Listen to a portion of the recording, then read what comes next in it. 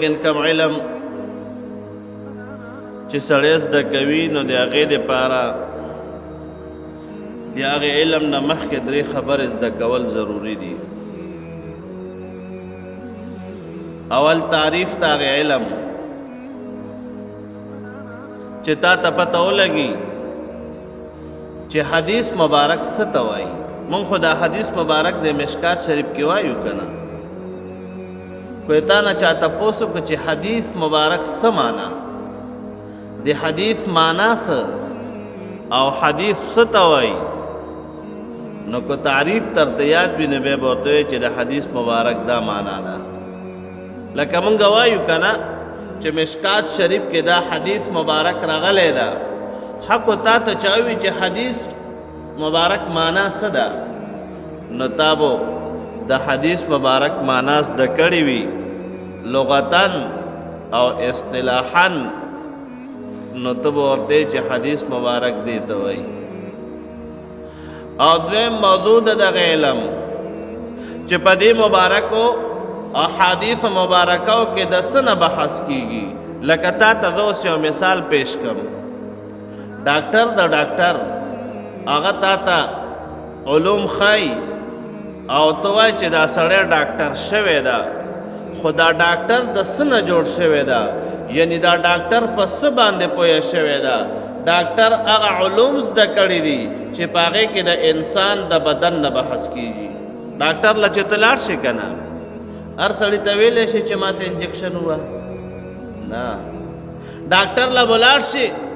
نو ته به ورته وایي چې زما په سر درد ده، زما په لاس درد ده، زما په خپو درد ده، زما په ګېډې کې درد ده. نو هغه به ستا د بدن علوم زده کړي وي، هغه ته پته وي چې په سر باندې درد وي دا دوایي ورته لګي، په ګېډې کې درد وي دا دوایي ورته لګي، په سترګو ته تکلیف ته دا دوایي ورته لګي. ولې؟ هغه د بدن علوم زده کړي دي. دکه رنګې د علم الحدیث مبارک موضوع څه ده؟ هغه ذات النبی صلی الله علیه وسلم. په دې احادیث مبارکو کې بحث ته څه نه کېږي؟ د جناب نبی کریم صلی الله علیه وسلم مبارک د ذات اقدس نه. په دې کې به ګوره انشاءالله مونږ وایو چې قال رسول الله صلی الله علیه وسلم کذا رسول الله صلی الله علیه وسلم فعل رسول الله صلی الله علیه وسلم.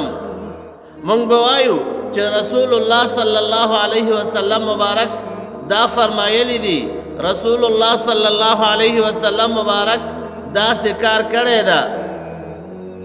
نو په دې حدیث مبارک کې، په دې علم الحدیث مبارک کې بحث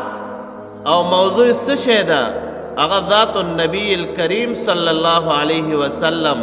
یعنی په دې کې دا بحث کیږي د پیغمبر علیه السلام مبارک د ذات اقدس شریف نه. او دریم غرض او غایه څه ده؟ مونږ د علم الحدیث مبارک څه نه شروع کړی ده؟ نو علماء کرام فرمایي سعادت الدارین. کم سړی چې علم الحدیث مبارک زده کړي د انسان ته په دواړو جهانو کې سعادت او نیکبختي ملاویږي. نبی کریم صلی الله علیه وسلم مبارک فرمایي نضر الله امرأ سمع منا مقالتي فحفظها ووعاها ثم اداها. نبی کریم صلی الله علیه وسلم مبارک فرمایي چې الله پاک جل جلاله دې تر و تازه لري هغه انسان چې زما مبارک وینا، زما مبارک اقوال واوري او هغه ځان سره یاد کړي او بیا د هغې نه بل چاته ورسوي، د یادولو نه پسې نورو خلقو ته ورسوي. نبی کریم صلی الله علیه وسلم فرمایي چې دا د الله پاک جل جلاله تر و تازه ساتي، یعنی دا د خوشحاله ساتي. نو وروره د دې دعا لاندې چې څوک راشي هغه به خوشحاله ژوند نه تېروي. قسم د دنیا یم کامیابه ده او آخرت یم کامیاب ده. او دویم زما شیخ و مرحوم، زما شیخ و مرشد شهید اسلام شیخ الحدیث حضرت مولانا محمد حسن جان شهید رحمت الله علیه و فرمایل وی کو کم سړی وای چې زه عالم په تمامه دنیا کې عالم وم یوازې په خپل وطن کې نه بلکې په تمامه دنیا کې زه عالم وم په عربو کې په عجمو کې په هر ځای کې زه عالم وم نو هغه د علم الحدیث مبارک زده کی چې کم سړی په علم حدیث مبارک باندې پوهیږي که نه نو الحمدلله هغه په هر دنیا په هر ګوټ کې چلی هغه د دنیا په هر مدرسه کې چلی هغه د دنیا په هر یو مبارک جماعت کې چلی هغه د دنیا په هر مدرسه کې درس کولی شي ولی زما استاد مهربان پیغمبر صلی الله علیه وسلم احادیث مبارکه او ته هر ځای کې ضرورت ته که نه نو لہذا د دې مبارک حدیث مبارک غرض او غایه څه ده سعادت الدارین د دواړو جهانو کامیابی دنیا کې علم الحدیث مبارک د زده کو نو دې کې ته کامیابې چې کم دې تلاړې بس ته عالمې او چې عالم شي نو دنیا کې د کامیابی ده که نه او دویم په آخرت کې نبی کریم صلی الله علیه وسلم مبارک درته کومې دعاګانې کړې دي هغې مبارکو دعاګانو کې به راشي نو دریم نمبر غرض او غایه د دې حدیث مبارکو تعریف ته علم الحدیث څه شی ده د علم الحدیث شریف حدیث په لغت کې وایي خبر ہوتا څه ته خبره عرب وای کنه ما معنی الحدیث د دې خبره څه مطلب ده څوک چې په عربی باندې پوهیږي کنه د عرب زموږ پاکستانیان چې اکثر عربو ته لاړ شي نو هغوی خامخا سوټه کې زده کوي نو چې تا ته عرب دنه تپوس کوي او ته ورته خبره کوي پوه نه شي هغوی ما معنی الحدیث د دې خبرې څه مطلب ده نو حدیث مبارک په لغت کې څه ته وایي خبر ہوتا څه ته او په اصطلاح کې د علم الحدیث مبارک تعریف څه ده هو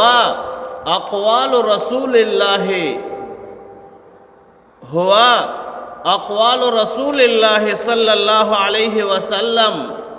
وافعاله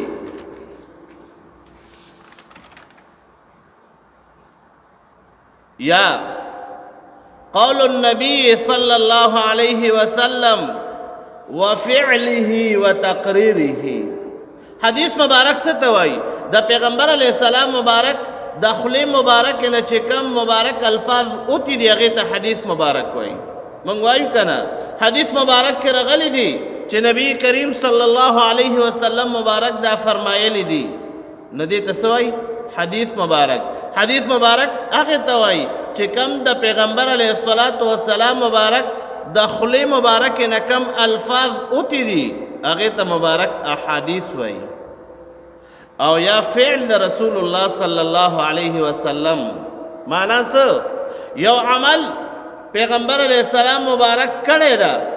نو هغه د ما استاد لپاره دلیل ده د پیغمبر علیه السلام مبارک عمل زما استاد لپاره دلیل ده وتقریره او بل تقریر د پیغمبر علیه السلام مبارک تقریر څه ته وایي وروڼو تقریر دې ته وایي ښه پیغمبر علیہ السلام مبارک یو مجلس کی موجود ده او یو صحابی مبارک یو عمل کړی ده او پیغمبر علیہ السلام مبارک لیدلی ده خو پیغمبر علیہ السلام مبارک پې منې نه ده فرمایلی منې پې نه ده فرمایلی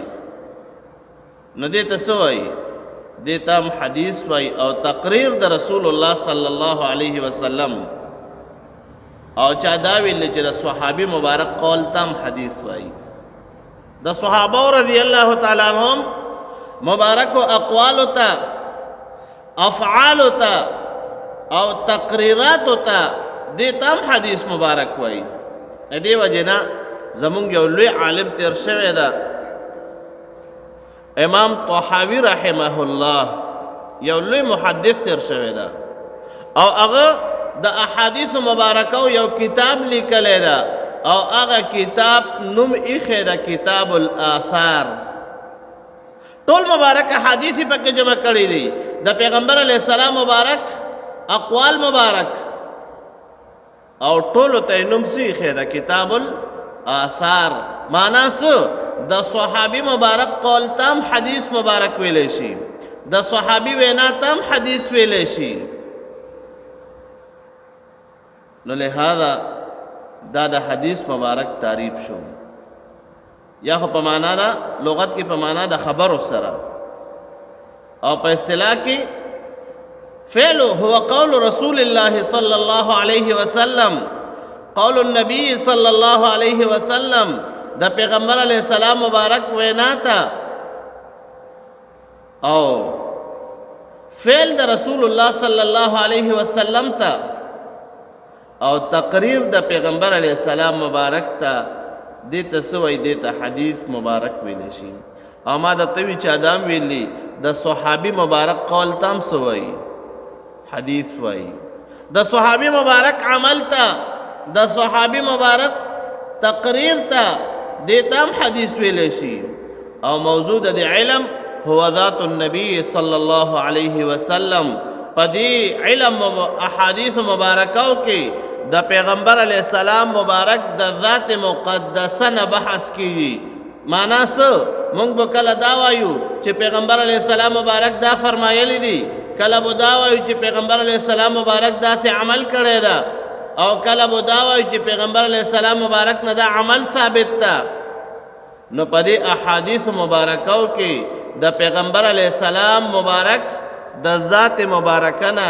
بحث کیږي. دا موضوع د علم الحدیث شریف شو. ما راته وی غرض او غایه چې سړی یو علم د کوي یو مطلب وي یو غرض وي تنه، نو د دې مبارک علم الحدیث نه غرض او غایه د مونږ داره چې خدای پاک جل شانه زموږ دنیا هم خکی او آخرت هم خکی، سعادت الدارین د دواړو جهانو کامیابی هغه د دې علم الحدیث مبارک څه شی ده؟ غرض او غایه ده. وصلی الله تعالی علی خیر خلقه سیدنا